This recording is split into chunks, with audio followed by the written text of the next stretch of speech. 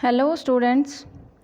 तो आज हम बात करेंगे क्लास 9th के बायो के एक सबसे इम्पोर्टेंट चैप्टर की, जिसका नाम है टिश्यू। टिश्यूज़ पढ़ने से पहले हमें क्या पता होना चाहिए कि सेल क्या होता है। अगर आपको सेल आएगा, क्योंकि chapter number 5 is related to cell, उसमें कंप्लीट डिफाइन करा गया है कि सेल क्या काम करता है, कैसे इसका स्ट्रक्चर है, साइटोप्लाज्म क्या है, सेल ऑर्गेनेलिस क्या है। अगर आपको सेल समझ में आता है तभी जाके हम टिश्यू पढ़ सकते हैं।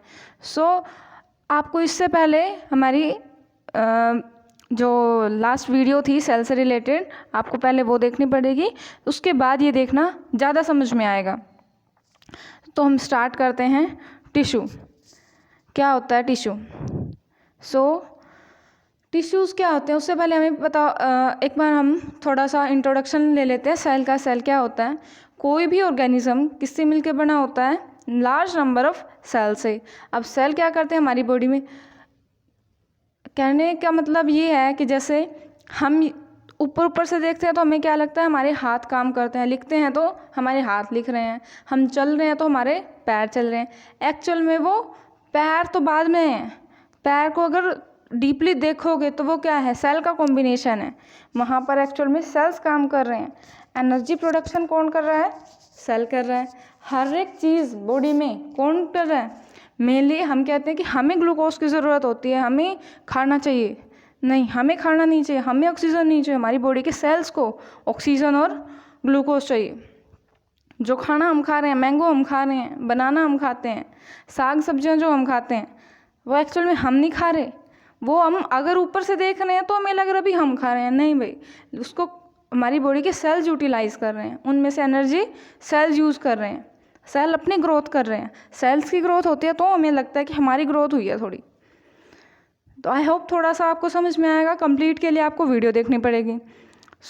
टिश्यूज़ क्या होंगे? अब एक सेल की बात हमने कर ली। सेल क्या करेगा? हमारी बॉडी के अंदर ग्लूकोज लिया उसने, ठीक है, उसको और डिवाइड करेगा, उससे एनर्जी प्रोड्यूस करेगा। एनर्जी प्रोड्यूस करेगा, सेल और प्रोटीन बनाएगा। प्रोटीन बनाएगा तो हमारी बॉडी ग्रो करेगी। अगर कोई डैमेज हो गया किसी बॉडी के किसी पोर्शन में, कट लग गया, ब्लड निकल रहा, वहाँ पर रिपेयरिंग का काम भी कौन करेगा? सेल्स करेंगे। वहाँ सेल्स डिवाइड होंगे। तो ठीक है, सेल मोटा मोटा हमने देख लिया सेल क्या करता है, ठीक है भाई। लेकिन अब अगर एक अकेला सेल कुछ भी नहीं है हमारी बॉडी में से, अगर हम एक अकेला सेल बाहर निकाल के रख दें तो वो रह ही नहीं पाएगा, वो जिंदा ही नहीं रहेगा, वो कोई काम नहीं करेगा। तो सेल क्या? सेल है, मान के चलो सेल हो आप क्लास में बैठे हो, ठीक है भाई। अगर लेकिन आप क्लास में अकेले तो नहीं बैठते, आप हमेशा अपने फ्रेंड सर्कल में बैठते हो, आप अपने दोस्तों के साथ बैठते हो, वहाँ साथ साथ पढ़ाई भी करते हो, उनके साथ खाना भी खाते हो। तो ऐसे ही टिश्यू क्या होते हैं? ग्रुप ऑफ सेल्स जो कि इकट्ठा मिल के एक ऑर्डर में एक लिंक बना के आपस में काम करते हैं। काम तो सारे के सारे सेल्स ही कर रहे हैं, लेकिन उन सेल्स का एक ग्रुप जो एक पर्टिकुलर फंक्शन परफॉर्म कर रहा है, उसको हम कहेंगे टिश्यू। उसके बाद सेल से क्या बना हमारे पास? टिश्यू। टिश्यू से हमारे पास बनेगा क्या? Organ. Stomach is a organ. Organ के बाद हमारे पास बनता है ऑर्गन सिस्टम। सेल से क्या बनेगी भाई? लेयर बनेगी। अब अगर लेयर्स को हम एक पर्टिकुलर वे में अरेंज करें, क्योंकि स्टमक के अंदर हमारा HCl रिलीज होता है, पेप्सिन रिलीज होता है, एसिड होता है ना स्टमक में जो खाने को डाइजेस्ट करता है। शादी में जाते हैं, अगर ज़्यादा खाना खा लिया है ना तो एसिडिटी हो जाती है। तो टिश्यू क्या होगा? Cell is the basic unit. अगर हम ग्रुप ऑफ सेल्स की बात करेंगे, अभी काउंटिंग में नहीं हमें दे रखा कि भाई 10 सेल मिला लो, 15 सेल मिला लो, नहीं। कुछ सेल्स का ग्रुप जो एक पर्टिकुलर काम परफॉर्म कर रहा है, फंक्शन परफॉर्म कर रहा है, वो होगा हमारे पास टिश्यू। और अ ग्रुप ऑफ टिश्यू, उसको हम क्या कहेंगे? Organ. Stomach is the organ and kidney is the organ. उसके बाद हम क्या कहेंगे कि भाई अब ऑर्गन्स मिलकर क्या बनाएंगे? Organ system. ऑर्गन सिस्टम बनेगा। उस ऑर्गन सिस्टम के बाद हमारे पास पूरा क्या बनता है? ऑर्गेनिज्म बनता है। आई होप आपको टिश्यू समझ आया होगा। तो चलते हैं, अब इनमें डिफरेंस क्या लिखेंगे? पेपर में सबसे ज़्यादा पूछा जाता है ये कि सेल और टिश्यू में डिफरेंस क्या होता है। तो अभी भी हमने बात करी है सेल्स क्या होते हैं। Cells are defined as the smallest structural and functional unit of organism. ठीक है, सेल क्या होंगे, सबसे छोटी यूनिट है, स्ट्रक्चरल। अगर बेसिक अगर हम किसी भी टिश्यू को, किसी भी बॉडी को, टिश्यू को रहने दो, अगर हम किसी भी ऑर्गेनिज्म को बिल्कुल डिवाइड कर करके देखें माइक्रोस्कोपिक लेवल पर, तो हमें सबसे छोटी चीज़ क्या मिलेगी, सेल। एंड टिश्यू क्या होंगे, tissues are defined as the distinct type of material consisting of specialised cell and their product. अब आपको ये ध्यान रखना होगा कि टिश्यू यहाँ पर कोई स्पेशल फंक्शन परफॉर्म कर रहे हैं, तो यहाँ पर लिखना पड़ेगा कि भाई टिश्यू किससे मिलकर बना होता है, कंसिस्टिंग ऑफ स्पेशलाइज्ड सेल। इसका मतलब हर एक के लिए फंक्शंस, हर एक फंक्शन अलग अलग है बॉडी में। जैसे कि माउथ के अंदर सलाइवरी ग्लैंड होता है, वहाँ से सलाइवरी ग्लैंड, ऐसे मत समझो आप, ये इसको सिंपली रिलेट करो कि आपके सामने बिल्कुल आपका फेवरेट फूड रखा है, जो भी आपको पसंद है, उसको देखते मुंह के अंदर पानी आता है, तो वो जो पानी है वो कहाँ से रिलीज हो रहा है मुंह के अंदर, उसके लिए सलाइवरी ग्लैंड प्रेजेंट है माउथ में। ऐसे ही पेट के अंदर भी गैस्ट्रिक ग्लैंड प्रेजेंट है, तो उसका एक पर्टिकुलर फंक्शन हो गया। उस सलाइवरी ग्लैंड के जो सेल्स होंगे वो स्पेशलाइज्ड हैं, उनको पता है उनका काम क्या है, उनको यही काम करना है और कुछ नहीं करेंगे। वो डाइजेशन में नहीं हेल्प करेंगे या वो रेस्पिरेशन में हेल्प नहीं करेंगे, उनका एक ही काम है, वो वही करने हैं। इसी को हम क्या कहेंगे, स्पेशलाइज्ड सेल। जैसे आप सभी का एक ही काम है कि आपको भी पढ़ना है, दैट्स ओके, तो उसी के ऊपर फोकस रखना चाहिए और कुछ नहीं सोचना भी। तो टिश्यू भी क्या है, स्पेशलाइज्ड सेल, और कुछ ना कुछ प्रोडक्ट बनाएंगे। तो चलते हैं आगे। अब भाई अभी हम किसकी बात करेंगे, सिर्फ और सिर्फ प्लांट के अंदर जो जिस टाइप के टिश्यू मिलते हैं। प्लांट के अंदर कितने टाइप के टिश्यू मिलेंगे हमें, 2 टाइप के। नंबर 1 होता है हमारे पास मेरिस्टेमेटिक टिश्यू, नंबर 2 होता है हमारे पास परमानेंट टिश्यू। अब ये मेरिस्टेमेटिक टिश्यूज क्या होते हैं, इनका मतलब क्या होता है दैट सबसे पहले मान के चलो एक पौधा हमने लगाया, उसमें से प्लांट उसमें हल्की सी बड़ निकली, ग्रो करना उसने शुरू करा। जो सबसे टॉप पे इसने दिखा रखा है यहाँ पर, ये सेल्स क्या होते हैं, ये डिवाइड करेंगे, अब ये फर्दर डिवाइड करेंगे। अब ये जो स्टार्टिंग के सेल्स हैं, इनको ये नहीं पता उनका पर्टिकुलर काम क्या है इस प्लांट के अंदर, जिनके पास अपना कोई पर्टिकुलर वर्क प्रेजेंट पता नहीं होता, वो सिर्फ डिवीज़न में हेल्प कर रहे हैं, उनको हम क्या कहेंगे, मेरिस्टेमेटिक टिश्यू। और ये प्लांट में कहाँ कहाँ प्रेजेंट होते हैं, कितने होते हैं मेरिस्टेमेटिक टिश्यू, 3 टाइप के। कौन कौन से, एपिकल मेरिस्टेम, एपेक्स। अब ये एपिकल वर्ड निकला है एपेक्स से, एपेक्स का मतलब जो टॉप पर और बॉटम पर प्रेजेंट होगा यहाँ पर, ठीक है। एपिकल मेरिस्टेम, यहाँ पर भी डिवाइडिंग सेल्स प्रेजेंट हैं, जिनका कोई परमानेंट कोई फंक्शन इनको अलॉट ही नहीं हुआ, इनको कुछ नहीं करना, इनको सिर्फ और सिर्फ डिवीज़न करने हैं। पहले सेल डिवाइड होंगे, उसके बाद इनको कुछ ना कोई काम दिया जाएगा। जैसे आप हो, अभी आपके पास, आपको सिर्फ अभी यही बोला गया कि भाई आपको पढ़ना है, इसके अलावा फैमिली की तरफ से और कोई प्रेशर नहीं है अभी। उसके बाद जैसे आप पढ़ोगे, कुछ बनोगे, तो आपको एक पर्टिकुलर फंक्शन मिलेगा, अकॉर्डिंगली आप टीचर बन सकते हो, आप पुलिस ऑफिसर बन सकते हो। अब अगर आप पुलिस ऑफिसर बने हो तो आपकी ड्यूटी अलग होगी, टीचर हो तो आपकी ड्यूटी अलग होगी। ऐसे प्लांट के अंदर एक ऐसा टिश्यू होता है जो प्लांट के अंदर पानी के ट्रांसपोर्ट करता है, जिसको हम क्या कहेंगे, वो हम आगे पढ़ेंगे, हम जाइलम कहते हैं उसको। और एक टिश्यू ऐसा होता है जो फूड के ट्रांसपोर्ट करता है, वो फ्लोएम होगा। वो पर्टिकुलर फंक्शन उसको बाद में अलॉट होंगे कि उसको काम क्या करना है। अभी वो स्टार्टिंग में है तो उसका काम सिर्फ इतना है, खाना पीना और सो जाना और डिवीज़न करना, ठीक है। तो मेरिस्टेमेटिक टिश्यू अब आपने याद करना है कितने टाइप के, 3 टाइप के। एपिकल जो बिल्कुल टॉप पर और रूट्स के बिल्कुल लास्ट में मिलेंगे हमें। दूसरा क्या होता है, ये इंटरकैलरी मेरिस्टेम। इंटरकैलरी का मतलब है जो प्लांट की लेंथ बढ़ाता है।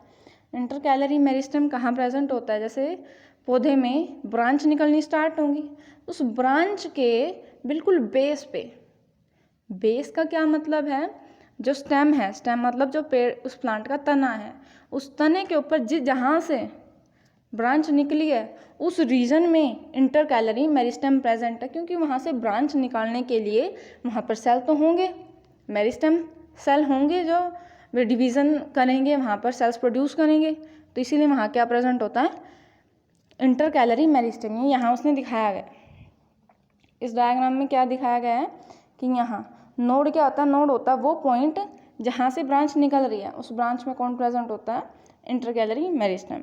फिर नंबर 3, क्या कौन सी ग्रोथ होती है, भाई उस पेड़ को अगर हम लगा के रखेंगे पौधे से, वो प्लांट बनेगा, कुछ टाइम हो गया उसको, साल हो गया, 2 साल हो गया, तो उसके मोटाई बढ़नी शुरू होगी, तना उसका चौड़ा होता रहेगा, उसको हम क्या कहेंगे भाई, उसकी क्या गर्थ बढ़ रही है, गर्थ मतलब परिधि, परिधि मतलब उसका बस वो मोटा हो रहा है, ठीक है। तो वहाँ पर उसकी गर्थ बढ़ाने के लिए कौन रिस्पॉन्सिबल है, लेटरल मेरिस्टेम। आई थिंक ये आपको समझ आ गया होगा, अगर नहीं आता है तो इसको वीडियो को दोबारा चला के देखना। तो अभी मेरिस्टेमेटिक टिश्यू क्या होंगे, this cells are capable of only division. उसके बाद जब ये बन गए हुए सेल हमारे पास हैं, अब इनको प्लांट के अंदर एक पर्टिकुलर फंक्शन अलॉट कर दिया जाएगा कि भाई आपको ये करना है, आपको ये करना है। कहाँ थे हम, ये स्लाइड मिस हो गई बीच में, तो हमें साफ साफ दिख रहे हैं, एपिकल मेरिस्टेम बिल्कुल टॉप पर है, इंटरकैलरी जहाँ से ब्रांच निकली हुई है वहाँ पर हमारा इंटरकैलरी प्रेजेंट है, और फिर लेटरल मेरिस्टेम, ये गर्थ बढ़ाने के लिए क्या रिस्पॉन्सिबल होगा हमारे पास, लेटरल मेरिस्टेम। ये हमने डिस्कस कर लिया अच्छे से। तो अभी हम बात कर रहे थे, जब ये मेरिस्टेमेटिक टिश्यूज़ को अपना पर्टिकुलर फंक्शन पता चल जाएगा तो इनको हम बोल देंगे, वही सेल्स क्या बन जाएंगे, परमानेंट सेल। तो एक बार देख लो, एपिकल में हमें क्या लिखना है, क्वेश्चन किस तरह पूछेगा मेरिस्टेम से रिलेटेड, मेरिस्टेमेटिक टिश्यू से रिलेटेड क्वेश्चन वो सिंपली ये पूछेगा कि एपिकल मेरिस्टेम कहाँ प्रेजेंट होता है, तो आपको सिंपली क्या लिखना है, it is present on the root and shoot tip. अब रूट तो हमें समझ में आता है, जड़ें, जड़ों के टिप पे होगा, शूट क्या होता है, प्लांट का वो हिस्सा जो हमें आँखों से दिखाई दे पा रहा है वो होता है हमारे पास शूट, ठीक। इसका मतलब जो भी हमें दिख रहा है वो शूट है, और जो हमें नहीं दिख रहा वो जड़ें हैं। तो प्लांट को हम 2 पार्ट्स में डिवाइड करते हैं according to our vision, that is root and shoot. तो समझ आ गया होगा। और वो रिस्पॉन्सिबल किसके लिए भाई, वो क्या कर रहे हैं, responsible for the growth and root and shoot. यहाँ पर प्रेजेंट है तो ऊपर टॉप पर प्रेजेंट है, जैसे यहाँ पर टॉप पर प्रेजेंट है तो वो इसकी शूट की लेंथ बढ़ाएगा, जड़ों में प्रेजेंट है तो वो उस जड़ की लेंथ बढ़ाएगा। और क्या रीज़न होता है जड़ की लेंथ इंक्रीज़ करने का, अगर आपने कोई हल्का सा पौधा भी खरपतवार टाइप में उखाड़ के देखा है, वीड कहेंगे जिसको, तो आपने देखा होगा वो बिल्कुल हल्का सा होता है, उसकी ऊपर जो पार्ट हमें दिखता है ना शूट, वो तो होता है बिल्कुल छोटा सा, और उसकी जो जड़ें होती हैं बहुत लंबे लंबे। जड़ों का काम क्या होता है, पानी एब्जॉर्ब करना। अब जितनी ज़्यादा दूर तक जड़ जाएगी उतना ज़्यादा ही तो पानी खींच कर लाएगी। तो ये रीज़न होता है कि भाई रूट हमें बहुत लॉन्ग दिखाई देती है। Next type of meristematic tissue is intercalary, that is present on the leaf base and node, पत्ते के बेस पर दिखाई देगा और उसी पॉइंट को हम क्या कहते हैं, नोड कहते हैं। That is responsible for the branches, simply लिख दो ब्रांचेस।